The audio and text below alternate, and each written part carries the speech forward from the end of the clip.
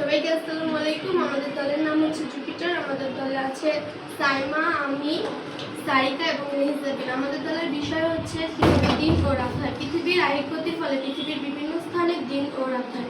পৃথিবীর গতি দুই প্রকার, আহিক গতি ও বার্ষিক গতি। সূর্যকে সামনে রেখে পৃথিবীর তার নিজ অক্ষে কেন্দ্র করে পশ্চিম থেকে পূর্ব দিকে ঘুরে চলেছে। এই ঘূর্ণায়নকে বলা হয় আহিক গতি।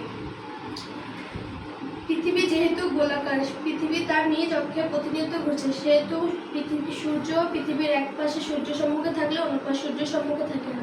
পৃথিবীর যে পাশ সূর্যের সম্মুখে থাকে সে পাশ আলোকিত হয়ে সেই পাশে দিন হয় এবং যে পাশ সূর্যের সম্মুখে থাকে না সেই পাশ অন্ধকারচ্ছন্ন থাকার কারণে সেই পাশে রাত হয়।